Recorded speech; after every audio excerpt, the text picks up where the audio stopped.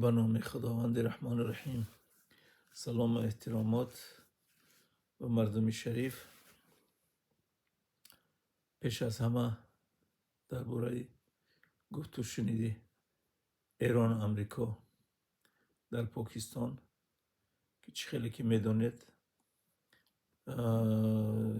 جور نامدن، درست نامدن، گفت و شنید بر هم خورد. 3-4 نمود 4 نقطه‌ای که اینا پیشنهاد کرده بودن، اونا هم 3-4 نقطه‌ای که اساسی است قبول نکردن، مخصوصا اتم و باز چیز تنگه هرمز، گلوگاه هرمز میگن، هرمزکی پرالیف. باید که از اون ایران گفت که ما از یک کشتی پول میگیریم، خلاصه در اختیار ما میستد. اینم قبول نکردن. باز چند نمودی همین اساسی چیزایی که اساسا به فایده منفعتی ایران است قبول نکردن. تا حتی یک ژورنالیستی ترکی گفته است که در وقتی همون گفت و شنید در پاکستان بین ستیکف و وزیر کارهای خارجی ایران عباس عراقچی قریب که کشتل به کشتل به جنجال خستن، قریب زن و زن میکردن، گفته است. بسیار گفت و شنید متشنج رفته است. خلاصی گپ که هیچی فایدهشون نداد این گفت و شنید به یگان طرف. من فکر میکنم که باید آینده باید گفت و شنیدشان شود. باید اگر نشود بسیار عاقبتی بد دارد. ترامپ با پکین هشدار داده است که با ایران کمک نکند حربی. اگر که کمک کند ما رو تحریم میکنم. خیلی خلاص هم گپای پیشینه.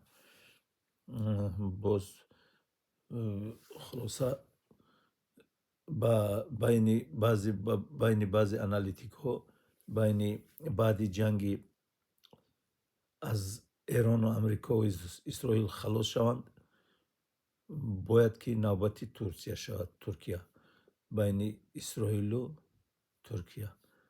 خلاصه اونجا هم یک تنگه است که یک گلوگاه است که گلوگاه بوسفور میگویند که ترکیه از اونجا بوج میگیرد از کشتی‌هایی که میگذارند.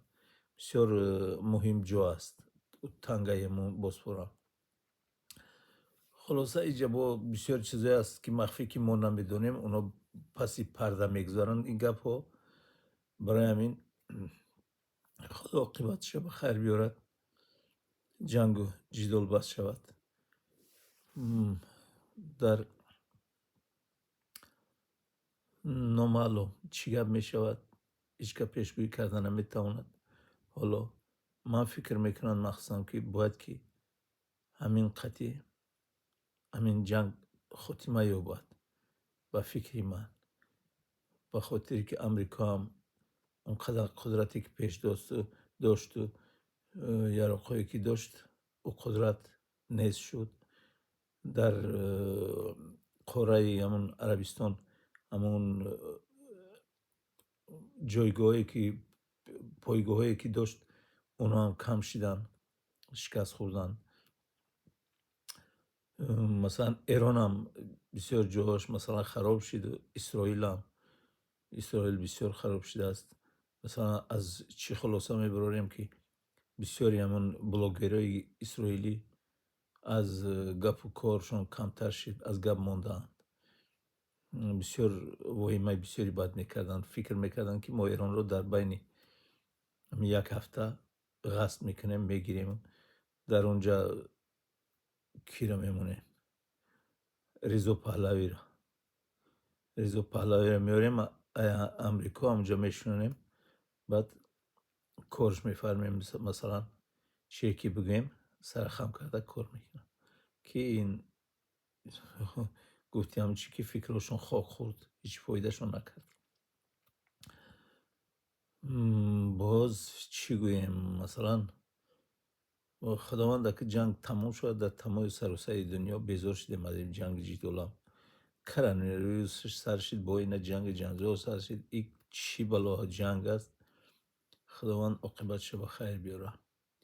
برادران در پایان نوار فکر و ملاحظتون رو نویسه که عاقبت چی می شود، کی چی میگه، چی خواستار داره. در می کانال ما ابونه شوید، یک لایک.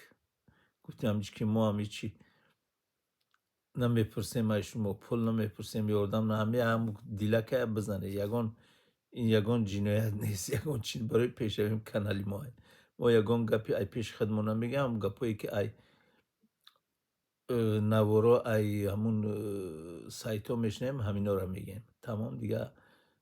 بعضی فکرهای خودمون رو میگیم، بعضی یگان کس یگان ماجرا نیست، یگان فکری مثال بد نیست. برای همین این لایک و ابونه شدن یگان اشتباه نداره.